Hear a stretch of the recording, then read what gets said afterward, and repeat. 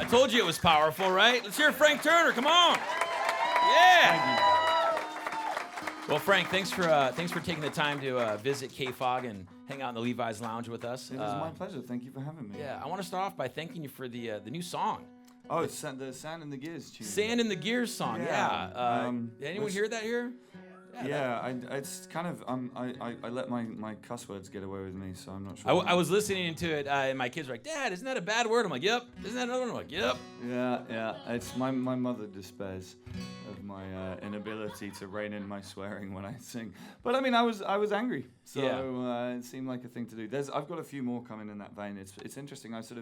I wrote some political songs when I was younger, and I've sort of steered away from that topic for a few years for a number of reasons, and just now seems like the time to kind of pick up that baton again. It is interesting with things to say. Politics and music. There's always kind of a natural fit. So it's going to be an interesting. The song, if you haven't heard it, it's about the next 4 years and what Frank plans to do over the next 4 years. Yeah. I guess that would be an easy way to... drinking is part of it. Yes, drinking is part of it. But not all of it. That's the sort of important point of the song. Yeah. Is that there are other things we can do collectively. Yeah, anyway, so it'll be interesting to see, how the musicians and artistic community reacts to the world events, which is I'm excited for. Just being a music fan of stuff. Sometimes in trying times, you get to, gems get created, magic happens. So I'm looking forward to it. But thank you for the song. Well, thank you. My pleasure. And then, I want to talk a little bit about Frank Turner. When you put the guitar down. Are you into gardening? You into, Like, what does Frank Turner do in his spare time? Are you? I'm a history buff. And, really? And I read history books most of the time. And live in London. I'm an adopted Londoner, and I'm obsessed with London history. So when I have time off at home, I generally walk around looking at old stuff. There's no geeky comic book collection. No. And I read I read incessantly. I have my Kindle with me. I'm just plowing through stuff all the time. But like I say, London's a sort of we have 2,500 years of history there to get into, and if you know what to look for and where you're going, you can find some mind-blowing stuff every day. You ever think about doing like some history videos, like YouTube videos? Yeah, this is Frank Turner. Maybe. Yeah, it's an idea. It's fascinating. Like Henry Mayhew spent his entire adult life walking around London and covered roughly about half the streets. So you'll never see all of London, and that fascinates me. Well, most people I know that go to London, they never see much more than the pub. Like that's it. Like they go there and like, We have good London? pubs. Oh, we have good pubs. I'm going to defend our pubs. Yeah. You mentioned the Kindle. Are you a big like smartphone app guy? And if so, what apps? If I took out your phone now, would I be surprised? Like you got Angry Birds on there? Gaming, that kind of like my whole sort of life is governed by a feeling that life is too short and we just get on with things. And for personally, I find like playing games on phones and stuff like that. It's like, but I still haven't read all of Tolstoy or indeed learned Russian or like gone to South America or do you know what I mean? It's like. Well, I know what you mean. I play Angry Birds and all that stuff. I know what you mean. I did once upon a time. Yeah, I'm very aware of the time I'm wasting on my phone. But so you don't have any kind of apps. You don't have any kind of. Not especially. Nothing that you're embarrassed of. Not really. I try. There's not much that I'm embarrassed about in life. I try not to care what other people think as much as possible.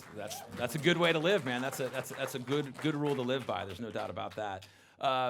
So no comic book collection. You're a history buff. No apps on your phone. One thing that I love talking about is people's first records. I did some research on Frank, and his first record, when I read what it was, it shocked me. And I don't know if this is true. This is what I read, was Iron Maiden Killers. Yeah, I have the artwork tattooed on my leg. My parents listened to church music. God bless them. I'm not kidding when I say that. But they don't really believe in drum kits and electric guitars and stuff. So I made it to about 10 or 11 years old without really hearing any rock and roll, and then I saw an Iron Maiden poster on my friend's older brother's wall, and I was into like Dungeons and Dragons and stuff, and I thought the poster was pretty solidly awesome, and he said, "Yeah, it's a band," and I said, "What?" So my dad bought me a cassette of Killers from the record store at the train station. Remember when that was a thing? And brought it home and gave it to me, and he still regards that as his central parenting error. Because, it led you down this path. I've not looked back. I can remember hearing that the first track on that record's called The Ides of March, and I remember that playing and just feeling like a light switch had flipped. Yeah, as an Iron Maiden fan, though, it does, since that's the album that you're exposed to, Bruce Dickinson or Paul Di'Anno, who was the better frontman of Iron Maiden? I think that Paul Di'Anno has a more interesting voice, but I think that Bruce Dickinson's a better frontman. Interesting. Okay, I would argue with that, but we won't do that. We won't bore everyone else here. We won't bore everyone else here. That could be for a later time. Frank, obviously you have a punk rock background. Sure. That's no mystery. But how does that play out into your kind of creative process when it's writing songs and just kind of that punk ethic into just everyday living, how you conduct yourself? Well, so I grew up after Iron Maiden. I got into punk and hardcore very heavily, and I still listen to a fair bit of music like that, but not exclusively by any means. But like, it's a funny thing. Like, I have, I was about to say I hope this doesn't sound superior, but it absolutely does. So I'm just gonna say it anyway. Like, I have friends who grew up because I was the right age for Britpop, and I have friends who grew up with this sort of the Blur Oasis thing going on. And their legacy of their teenage years is two bands they quite like. And my legacy is like a sort of philosophical structure for like attacking the world. And it's like, I really love the fact that listening to Minor Threat and The Clash and Black Flag and all that kind of stuff, it's more than just noisy guitar music. Though it is that, and I love that, and I'll never stop loving that. But like, Minor Threat and Fugazi in particular, Fugazi kind of gave you a sort of a structure and an idea of things to do once the record ran out and once the show finished. And that was... and that's definitely still informs my life today. Again, not in a simplistic way, but the idea of music as a sort of community center for exchanging ideas is very important to me. Awesome, man. What an answer. Whew. Man, that's awesome. Very impressive. Very impressive, Frank. You got a big year coming out. You're going on tour with Blink-182, which is exciting. That's it. That is exciting. Yeah. That was a wonderful moment of like. Iconoclasm for me, just because I don't know how much anyone knows about Blink. Matt Skiba's recently joined the band, and Matt's an old buddy of mine from Alkaline Trio, his other band. And that tour got announced as the biggest thing happening in the UK this summer, and I just called him and I said, dude, hook me up. Yeah, I was like, sort me out, mate. And he said, okay. And about 2 weeks later, we had the tour. And it was just nice that there wasn't this huge sort of like pile of business people kind of. They were informed. Yeah, this is happening. Going on. Yeah. But that's going to be fun. I've got my own festival in London, which is exciting as well. I'm taking over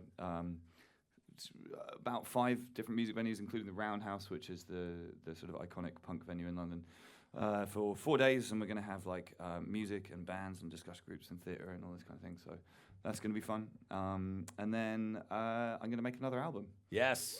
There's the idea. That was my next question. He knows. Yeah. He's done these before. He's like, this is where this guy's. Yeah. Well, so the thing is, I wrote a whole album. I wrote a concept album about obscurantist women in history, who've been ignored by the historical record unjustly, in my opinion.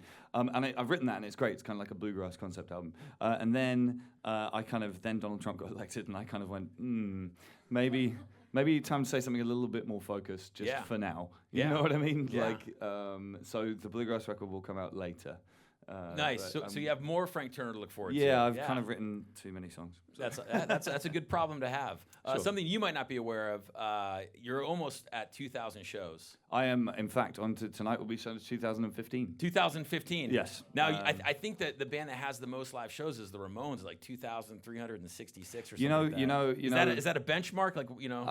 The problem with all this, because there was definitely a time when I was sort of like considered myself to be part of some kind of race. Sure. For this thing, Yeah. and then I read more about the history of the blues and gave up, because you look at people like Muddy Waters, John Lee Hooker, people like that. Those guys played 3 shows a day, 360 days a year for like 50 years, and didn't really brag about it either, because that's just what they did. And it's like, I've done. No, don't worry about it. Do you know what I mean? So, plus, the other thing is there was definitely in 2013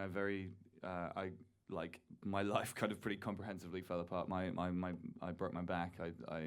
My personal life fell apart, and it was because I didn't have anything going on other than just playing. And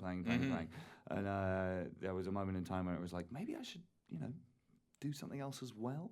So, I'm being tamed and domesticated by my other half at the moment, and it's a wonderful experience. Well, with that said, let's make him play some more. Okay, you guys want to hear some more songs? Thanks, Frank. Frank Turner, everybody. Thank you.